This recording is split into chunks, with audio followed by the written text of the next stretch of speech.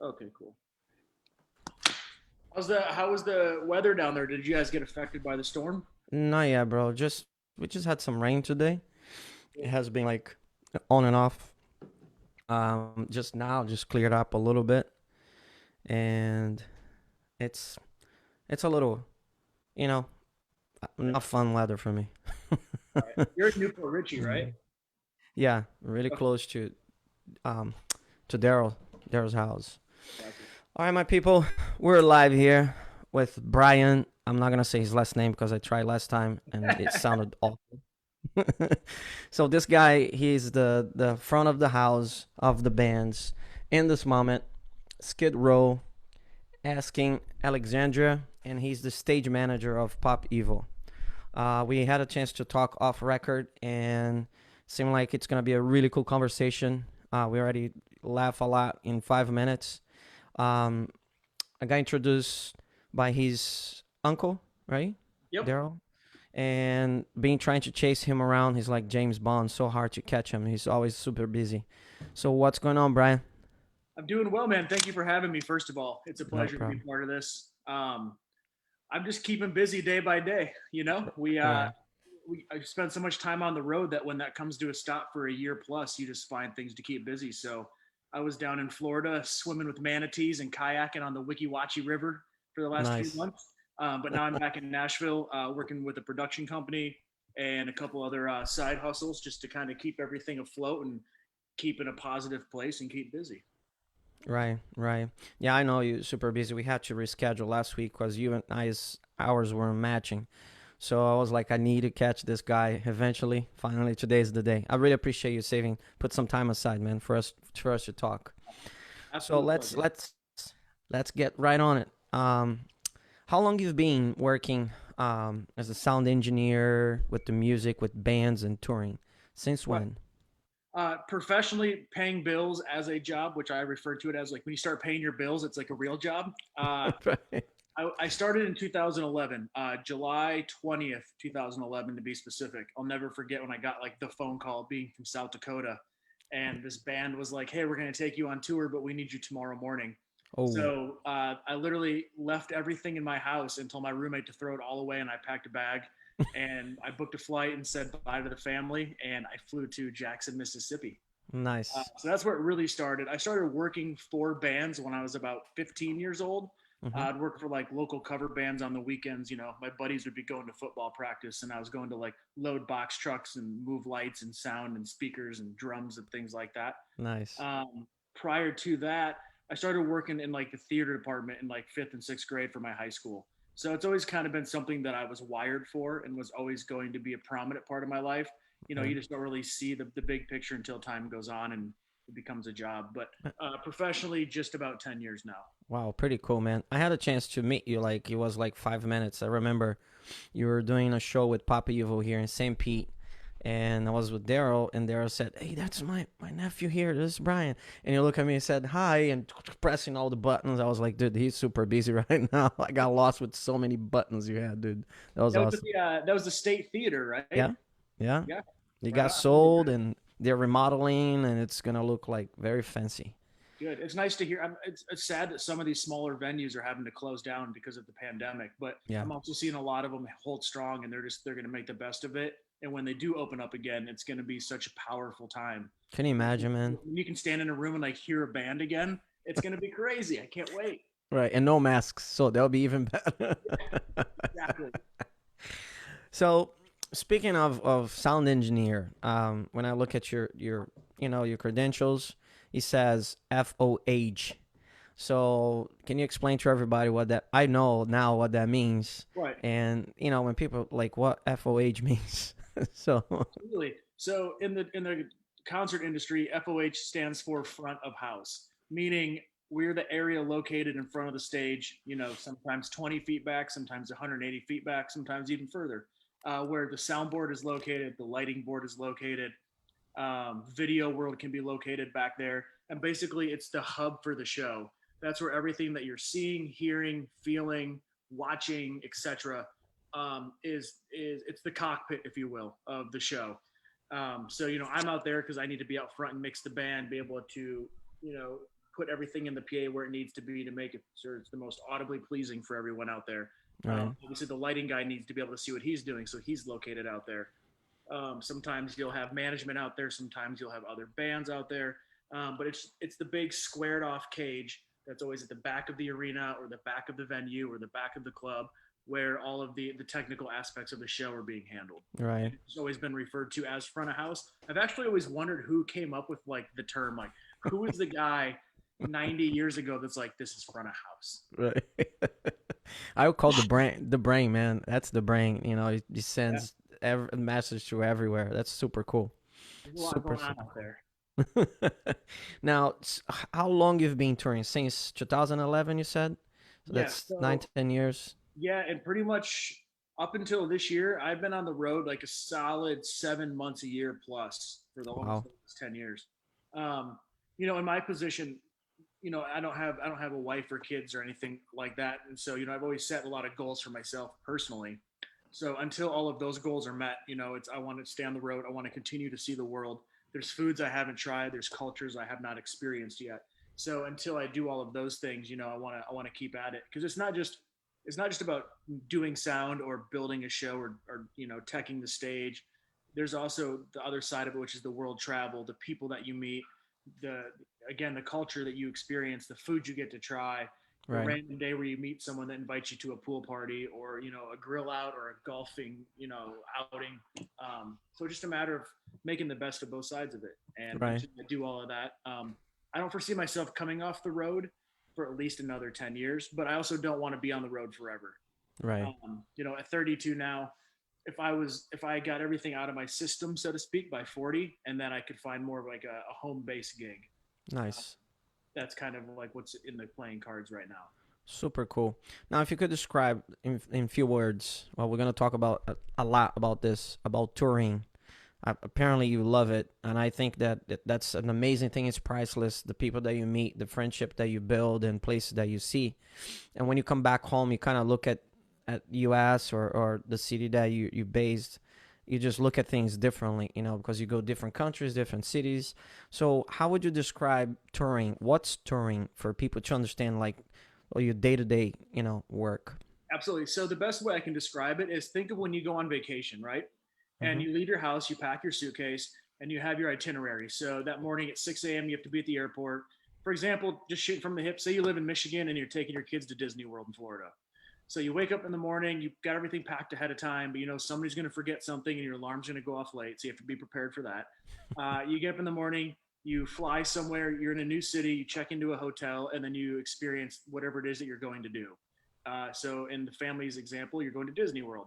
So, you get up, you experience that for the day, you go to bed at 10 or 11 o'clock at night, you're exhausted. The next morning you wake up and then you have another event to do. Do that, and then you go to bed. And so touring is very similar. In our case, we're putting up the same show every day, but every room is different. Everything from the stage size is different. So if I have a 60-foot stage one day and a 30-foot stage the next day, I Ooh. have to downsize our show to make it fit. 'Cause other than doing audio, I'm also the production manager. So Right. I have to oversee and make sure the entire production is deployed, one, correctly to what the venue can hold, two, what the boss wants, and three, to match all other needs for openers. If there's just a lot of cards at play, to make sure the show is proper. Right. So it's you wake up in a different city every single day. You look outside of the bus and you pray to God that there's a Starbucks within walking distance. At least I do. I advance all of it ahead of time, so I know what we're getting into. But there's always curveballs that get thrown at you. But yeah, you Right. wake up, you're in a different city. You have to adapt immediately. You got 17 to 30 people that have also probably maybe have never been in the same spot. You have Jeez. to make sure that you unload everything, build the show, stick to a schedule, do a sound check, eat dinner as quick as you can, do the show, tear it all down as fast as possible, safely, so you can get to bed, and then do it again the next morning in a different city, in a different room with different people. Nice. Nice. Pretty crazy, man. Pretty rock star. It is. And there's nothing better than when you get to the good venues where everything is proper and they Right. have coffee or they have one silly thing that I do is I advance a dog every day for our shows. So every morning we have a dog running around for the most part that will just hang out. We can pet it and feed it treats. It just adds a good camaraderie because everybody likes to see a dog in the morning. Right. Right. Otherwise, It's a different vibe, yeah. yeah, otherwise people are just grumpy and yelling at each other.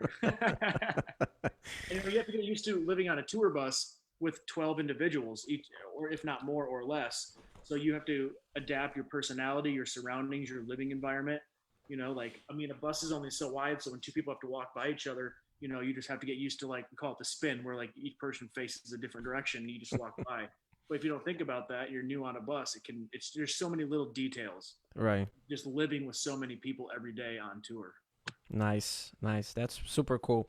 If to let's say if you had a younger brother right now, 16, and he's like your younger version that he wants to do the same thing that you do right now, what would be your advice? What would you tell him?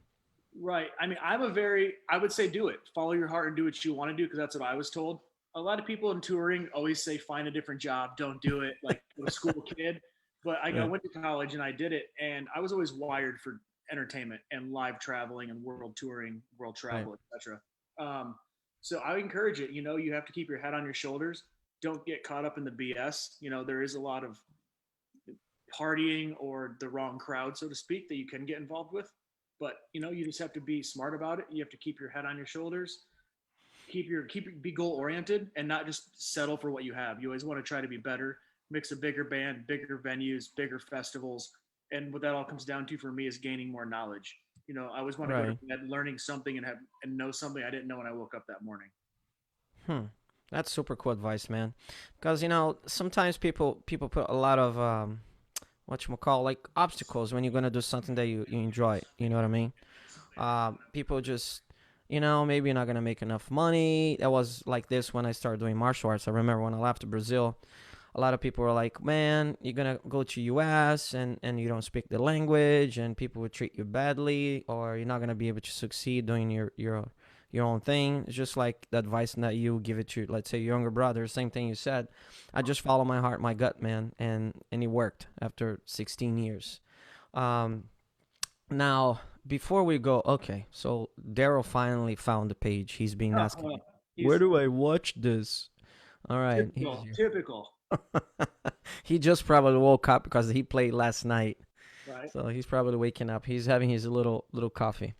So that's super cool advice, Brad.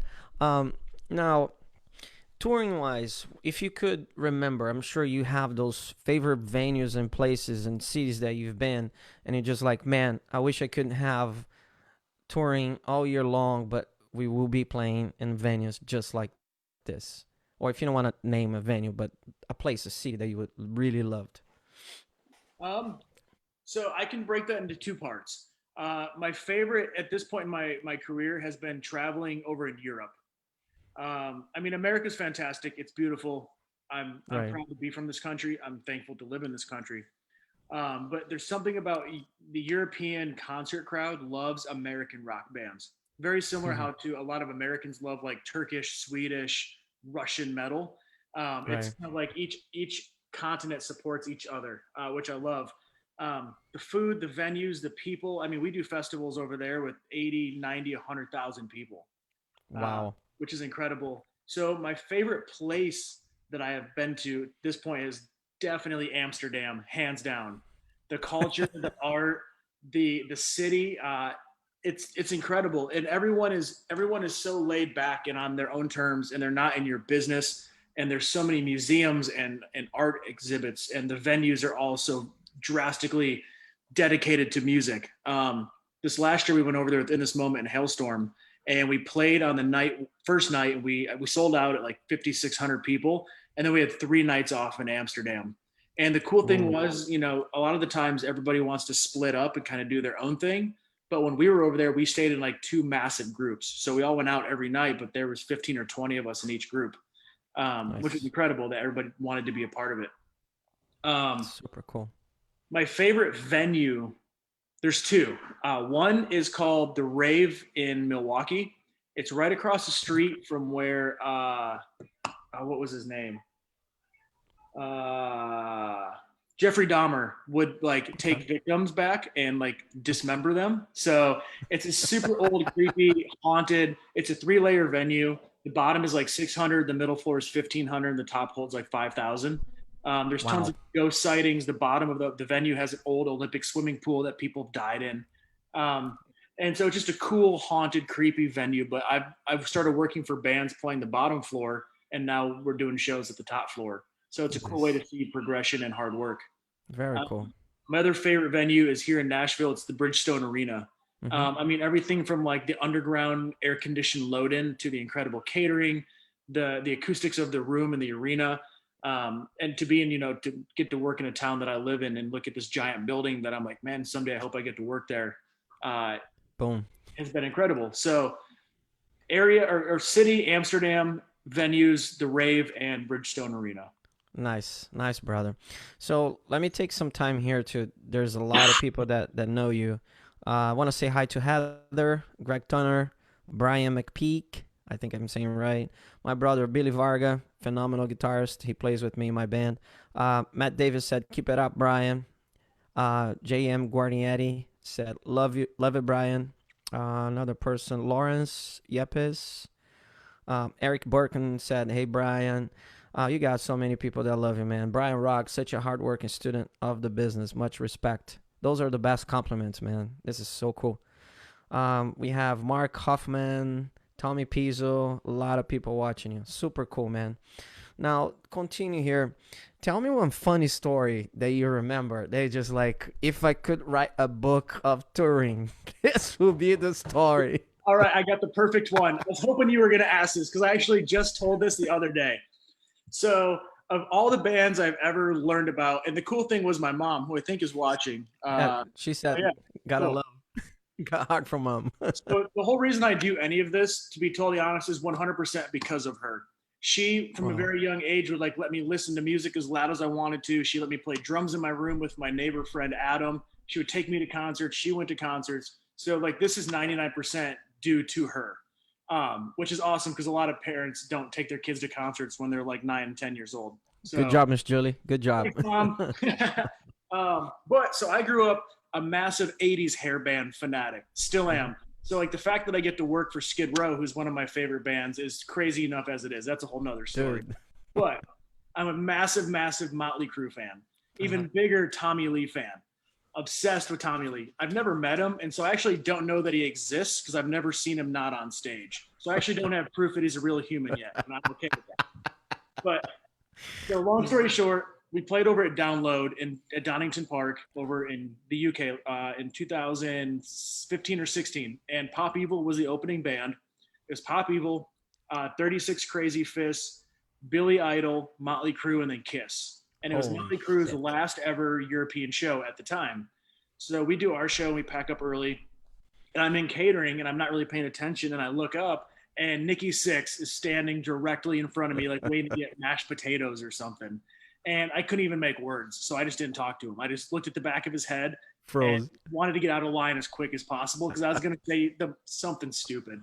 Right. Um, but then, so I went on stage. I was able to like finagle my way on stage to watch Billy Idol because I'm a huge Billy Idol, and Steve Stevens was playing guitar for Billy Idol. I'm Wow. like up there, like watching these guys. Billy Idol is flawless, and I'm standing there and I'm watching, and then like somebody like bumped into my arm, and they're like, "Oh, sorry," and I didn't really pay attention. Like couldn't really hear anything, and I look over, and it's Tommy Lee. Woo. Tommy Lee is standing next to me, bumped into my arm, and basically apologized. And I looked up, and I just kind of smiled and froze. I couldn't talk. I couldn't make any words. I couldn't even say like anything. I was just frozen. And he kind of like looked over at me, and I was just like, I don't know what to do. It's like the one shot I had to like maybe ever meet him and say hello and like thank you for being so Right. influential in my life. I couldn't make a single word because I was such a fangirl. That's crazy, man. Super Uh, cool, dude. yeah, it was like, and a couple other friends of mine are like, "What's wrong with you?" And I'm like, "You have no idea. I saw Tommy Lee in the flesh. He's a real person." It exists. That's a cool one. What's up, Daryl? Finally, I got you to find Brian here. Brian's with me. He's saying, "What's up, guys?" Um, so speaking of instruments, you play drums. Is that correct? Hmm. I do. So I've played drums since I was a little kid. I think I got my first drum set around like 7 or 8 years old. And like the concept of rhythm and pattern just always made sense. And so I just like sit in my room and like remember on like Wayne's World, like when they go to see Alice Cooper and they have like the Hmm. big thing that falls down and then Alice Cooper's exposed. I used to like tape a bed sheet to my ceiling and I would pull it down. I'd like play drums on my bed. That's cool. Uh, Now, I yeah, heard that you're pretty good. You're very good. Daryl said, "Hey, not because he's my nephew, man, but he's badass." I've played for a long, long time, and that was always the goal. Is I wanted to be a drummer in a rock band. Hmm. It's how I thought. It's how I was wired. Every day I thought about drums. I idolized drummers. And I'm currently auditioning for a new band that is coming out of Nashville. When I was down in Florida with Daryl, he had a little drum studio set up at his house. And so I filmed the whole album there on GoPro cameras and sent it all into the band. Because of COVID, here in Nashville, we can't all meet in a room until the room is available to play in. So we're talking every day. The band has seen the videos, they're cool with it. But right now, it's a very just we have to wait until Right. we get the go ahead to play in person. Um, so, and again, this isn't something like where I'm just going to up and leave all the hard work I've done. But if you get an opportunity and it's something you believe in, I do believe that you should pursue it, or at least follow through some of it, and to see if it's something you want to do. Because I refuse to be 80 years old someday and just wonder what if. Like, I don't Regret. want to be that guy on my front porch and be like, shit, man, like what if I would have tried out for that band, or what if I would Right. have went, what if I would have went to work for In This Moment, or anything. Right. Like, I never want to have to wonder what if. I'm the same way, brother. I think the same way. I have a Brian Paul. He's the owner of Maverick Apparel and MVK Group here in Orlando. There, he's asking you questions. Besides Motley Crue, who were your other musical influences growing up, or even now? Yeah, so I would say growing up, drummers, like I was obviously being a drummer, I always followed drummers the most. I always thought they were the most interesting. I mean, it's the coolest instrument in the band, obviously. I was a huge Seven Dust fan. Morgan Rose, of Oh course. yeah. I love that band. A band called Dark New Day. Hmm. They're more of an early 2000s band. When it comes back to the 90s, I listened to everything from like Silverchair to like, I mean, and this is not even just 90s based era, but like growing up, I listened to everything from like Frank Sinatra to Silverchair to Matchbox 20 to Mariah Carey to TLC to like old school hip hop like Dre, Snoop, The uh, good stuff. Pac to like Cannibal Corpse death metal. So my iPod, like I pick up my buddy in the morning, and every morning I have something completely different on. And he's like, "What is wrong with you?" Because like one day I'll like show up with Frank Sinatra, and then the Right. next day we're listening to like hardcore Norwegian death metal, and I'm like, hey, man, it's just how I'm wired. Hey, cover all the genres. That's fine, man. That's I awesome. would say my favorite music that a lot of people don't know is I'm a huge Frank Sinatra fan and have been since I was a little kid. Wow. I think he's the ultimate gentleman jazz performer. Right. Yeah, Um, he had that charisma around him, you Dude, know. his charisma when he was with the Rat Pack and just his whole aura, I was infatuated with it. Right. So Brian just said diversity is a good thing. Very much so. Yeah. Um Now, have you been in a band touring or no? So I did play in a few bands from like 2008, or well, 2007 to 2011. And there's a few projects that would start to do really well. And then, I had some unfortunate events happen with band members and past band members where I was always like the last man standing. And I Right. got to a point where I was like, I'm always the last one here. I'm always the last one that's putting the time, the energy, the finances into it. And I never gave up on it. But the day I got the call to go on the road as initially a drum tech before the whole audio and stage managing and production manager thing started, I was like, you know what? I saw this as an opportunity and a door that opened. And so I took it. Why Uh, not?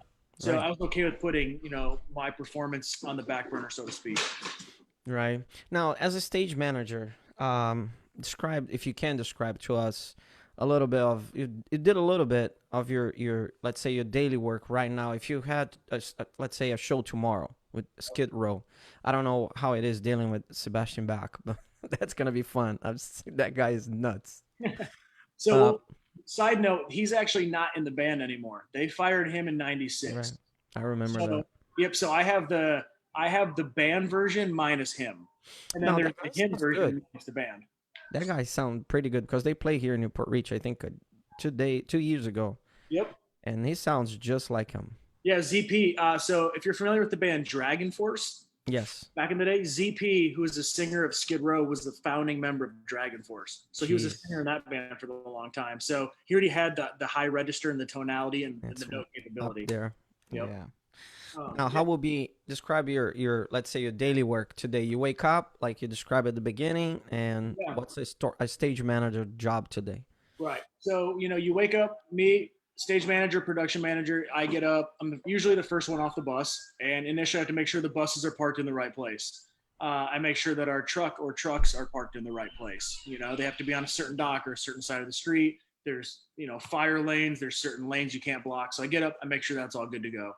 Once that's good, I always try to, like, if I can start my day off with a quick shower, even if it's like 30 seconds, it's night and day for me. Yeah, So just I'll always try to get up a few extra minutes and just sneak in a quick shower in a dressing room. By that point, like the personal assistants are awake and the production coordinators are up. So they're like marking dressing rooms off, putting signs up where everything is. Cause like a lot, in the band, it's not their job. Their job is to wake up and have a good day and play a show. They don't right. have to worry about any of this. That's why we're there. And then by that point, I've already met like the house stage manager, the audio team. So then I'm like, all right, this is where I'll chalk. It's called a walk and chalk. So you walk in and you chalk the floor. This is where the risers are going to go. This is where the backdrop is going to fall. This is where the front drop's going to fall. This is where we're going to extend the stage. This is where the PA is going. If like on our tours, we don't really fly a lot, which means we don't put a lot of like trussing in the air because it's already there for us. But Right. you have to mark motor points, which is where this motor has to go and this motor has to fall. So this truss goes up in the air properly. Wow. Once that's done, then like within this moment, we have a stage manager. So she'll come in and then I'll make sure that everything gets in on time and they're building everything. I'll be in the office catching up on like the next day's work. By that point, I'd say like we load in at 9 a.m. By 11, I'm at front of house building my audio console, running my snake. And then we're starting to like do a line check. We check everything to make sure it's all working. I tune the room. I make sure the PA is in proper time alignment with the subwoofers. Right. And once everything is working and proper, then we bring the band in.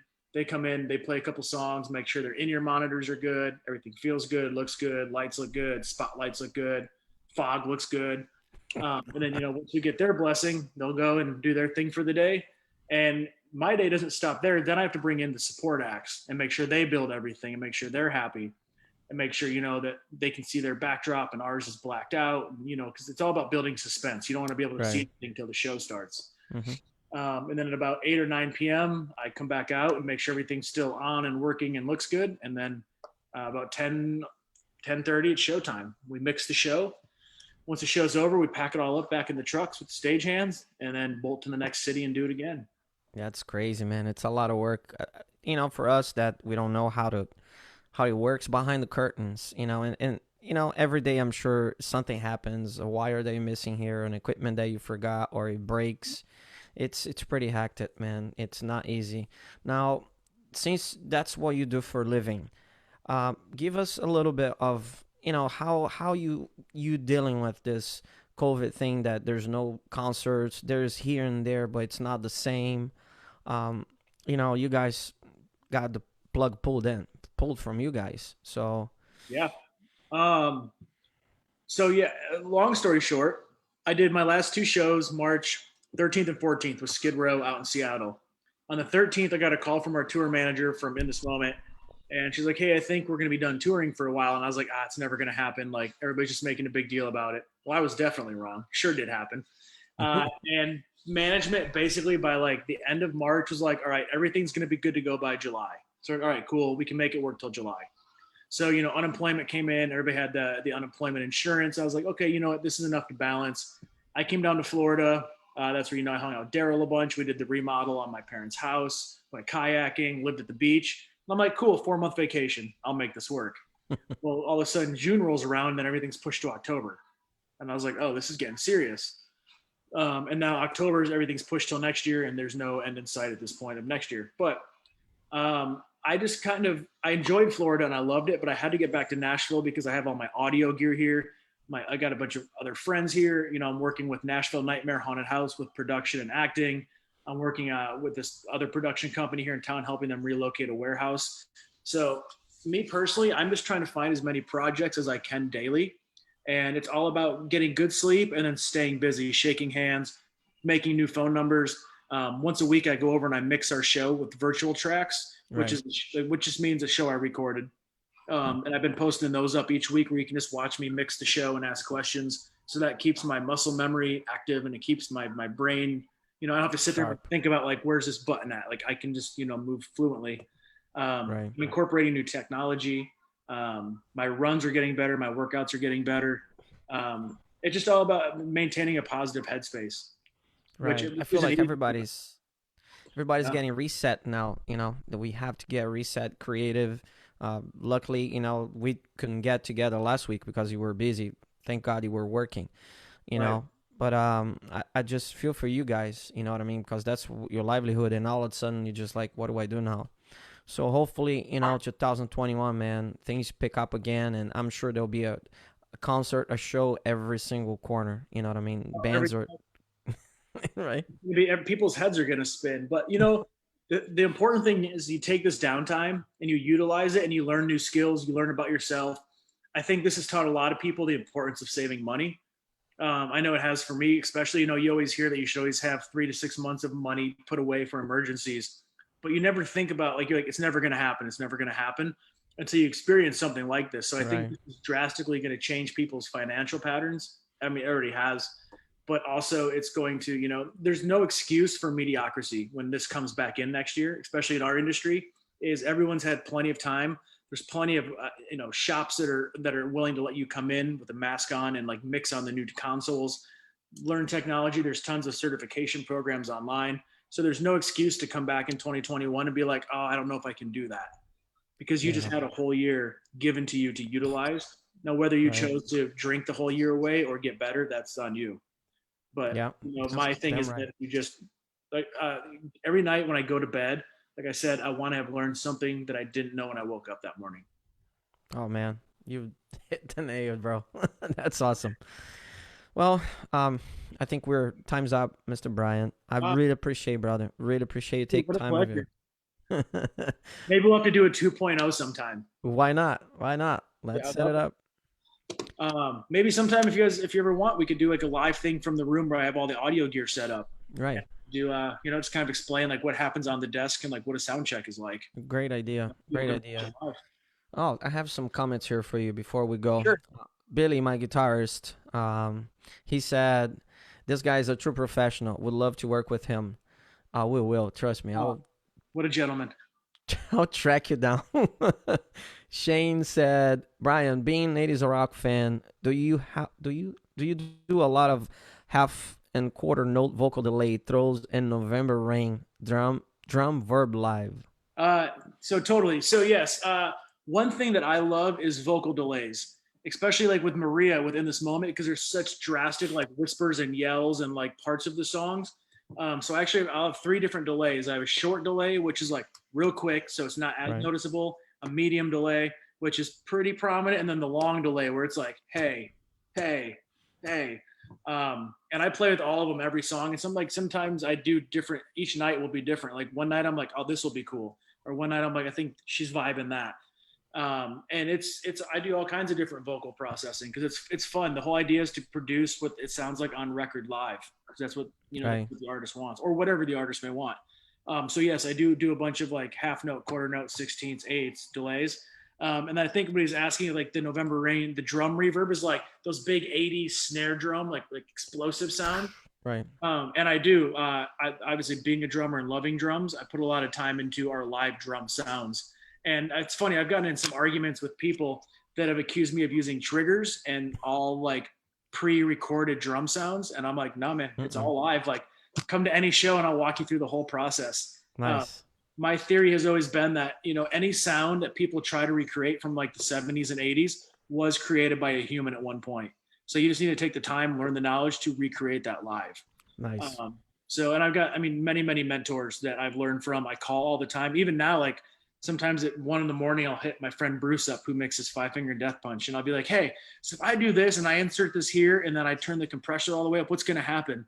And he's like, "That's a horrible idea," or he'll be like, "That's a great idea," you know. But it's all about learning and trial and error. But yeah, so to answer this question, I do a bunch of different vocal effects, drum reverbs. It keeps it interesting. Right. creativity, man. It gives Yeah, some color, definitely, absolutely. brother. Definitely, we're gonna do the part two. You guys stay tuned. Soon, we come up with something cool, and we'll stay in touch and we keep everybody informed. I really appreciate your time, Brian. That was really fun interview. It flew by.